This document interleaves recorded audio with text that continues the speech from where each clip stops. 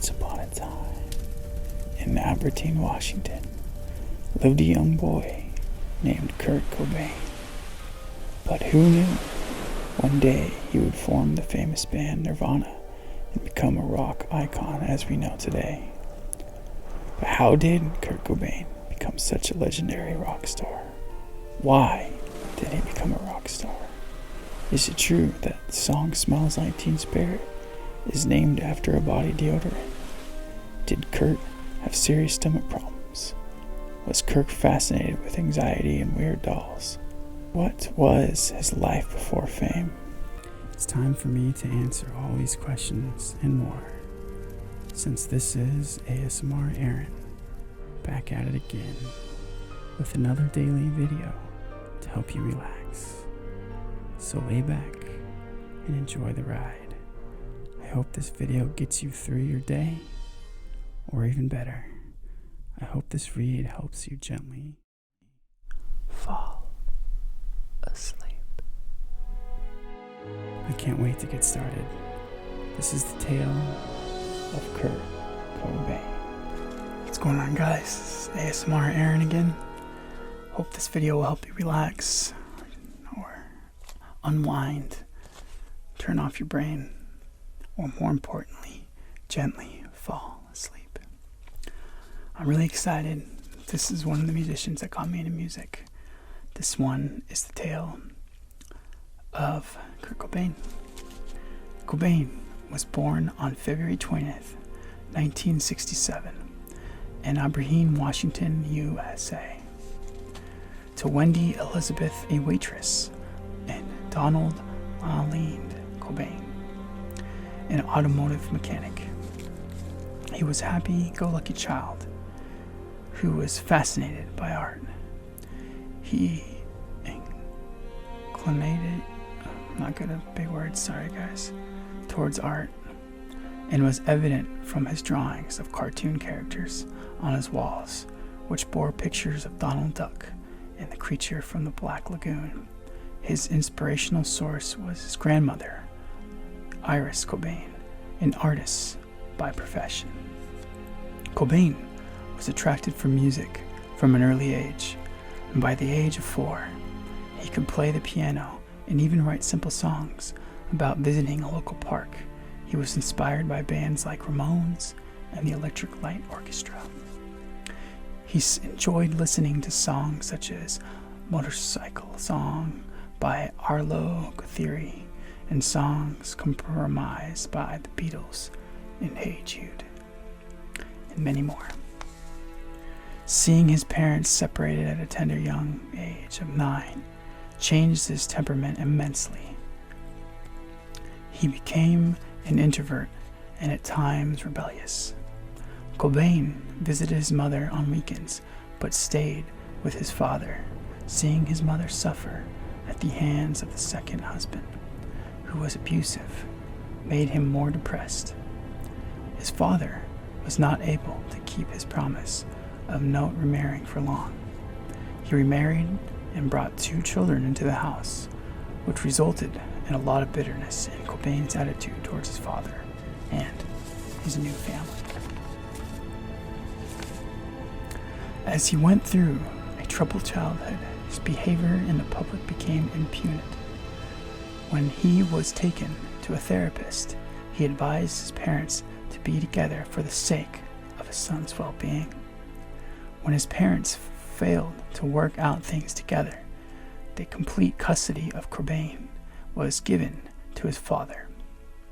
Nonetheless, Cobain's behavior did not improve, and he sent his family friend Jesse Reed's house. During the initial phase of living with new people, he was fascinated by Christianity and started attending church services. However, this new attitude of his was short-lived. On his father's incidents, he joined the school's wrestling and basketball team, but delivered poor performances just to let his father down. Sounds exactly like me. All jokes aside, yeah, I sucked. He started keeping company He started keeping company of homosexual boys. When people questioned his sexuality, he claimed to be gay just to keep away from people. He started staying with his mother during his second year in high school. Just when he was about to complete graduation, he left school. As a result, his mother drove him out of the house. Cobain met his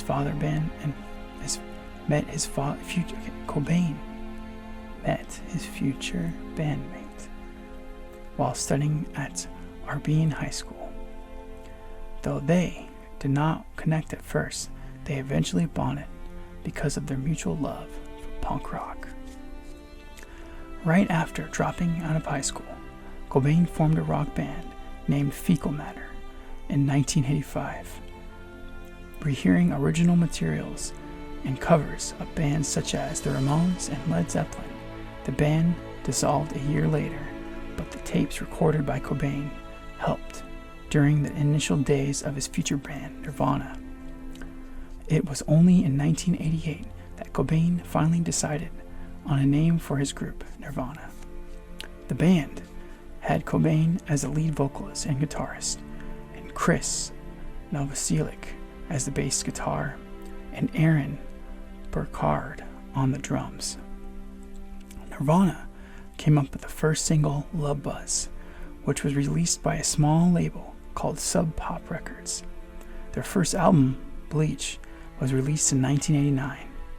It showcased the album's punk bass along with the signature heavy metal sounds.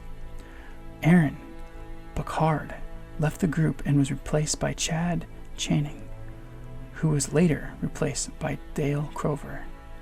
And later on, Dale Crover was replaced by Dave Grohl. Nirvana was getting famous in places like Seattle. Around the same time, Cobain started trying his hand on writing songs such as About Girl.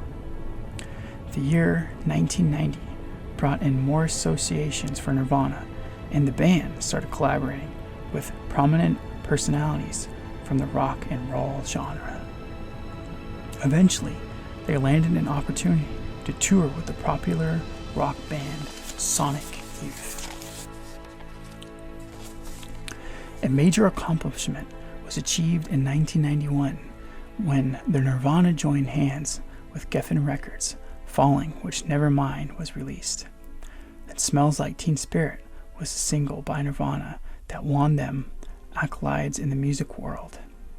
The song also made Cobain the best songwriter of the generation at the young age of 24. Another album title, In Utero, was released in September 1993, and it obtained huge success. The album is all about his bitter life experience and struggles. He took another leap in the recording league through his single, Radio-Friendly Unit Shifter.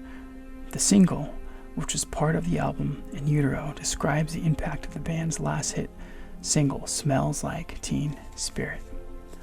And although Cobain grew immensely on the profession front, he was slowly drifting away from his band members on a personal level. Thereafter, he did a gig for MTV's Unplugged series. The growing popularity soon turned into a burden for Cobain, which made him more apprehensive of his future. Unable to handle the pressures and experience, he turned to drugs. Cobain was ranked as the 12th greatest guitarist of all time by David Furick of Rolling Stones in 2003. He was ranked 7th in MTV's list of 22 greatest music voices in music. In the hit Parter list of 100 greatest metal singers of all time in 2006, he was placed 20th. The Kurt Cobain Memorial Committee put up a sign in Aberdeen, Washington, saying, "Come as you are," in Cobain's honor, 2005. I think that's pretty cool. Post the sale of Nirvana's song catalog, Cobain replaced Elvis Presley as the highest earning deceased celebrity in 2006. Wow. The following year, Cobain was once replaced by Elvis Cobain, was into the Rock and Roll Hall of Fame in 2014, along with his two bandmates, Novoselic and Dave Grohl. Congrats, guys. A book titled Come As You Are, The Story of Nirvana was published by Azirid, who pinned down every detail about Nirvana and its members since the band's inception. I gotta check that book out. Cobain suffered from chronic bronchitis and a stomach issue throughout his life. Trouble, family, and health issues made him indulge in alcohol and in drugs. He started using drugs when he was just 13, and by 1990, he had become a severe addict. He was also arrested a couple of times for spray painting buildings and water on the streets in a drunken state. In 1987, Cobain started seeing a girl named Tracy Marander, with whom he started living in Olympia. They were plagued with financial troubles. Aren't we all? The couple enjoyed their life. However, their relationship did not last long, as Marander gave up on him because of his drug addiction. It's sad. In 1990, Cobain got involved with a rocker named Courtney Love, whom he met during a show at a nightclub in Oregon, Portland. And in February 1992, the two got married, while Courtney Love was working as a lead singer and guitarist with Hole.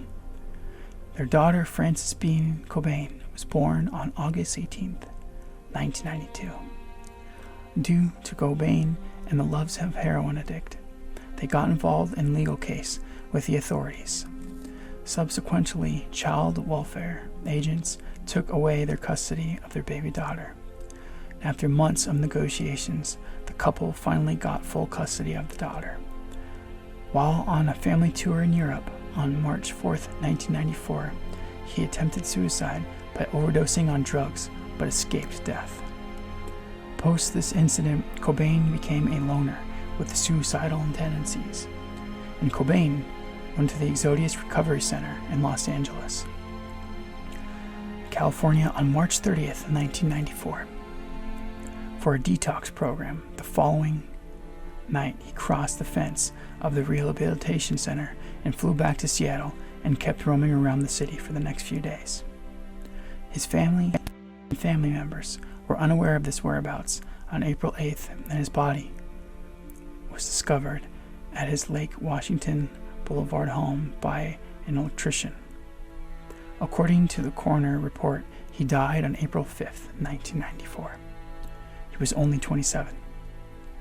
Marander and Courtney Love, his ashes, was when all scattered into McLean Creek stream by his daughter Frances in Buddhist ceremony.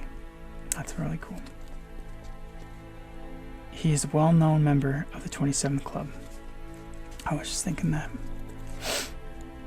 A list of musicians and actors who died at the age of 27, numerous books, documentaries, and film based on Cobain's life and death were released after his death. And so ends the tale. Who didn't live happily ever after, but remains a rock legend. The story of Kurt Cobain. Yeah, I remember too, if you guys haven't checked it out, there's the Kurt Cobain journals, diaries that are published, and they're really cool. Me and my friends used to read them all the time and kind of helped us get through some hard times. And I think it's really cool when some people do go through some hard times, but they continue to inspire and help people even when they're gone. So I was happy to do that story. And yeah, I hope if you're still listening, this is helping you unwind, relax, or enjoy it, or learn something. But more importantly, I hope that maybe the video helped you slowly fall asleep. Till next time, guys, this is ASMR Aaron. Thanks again.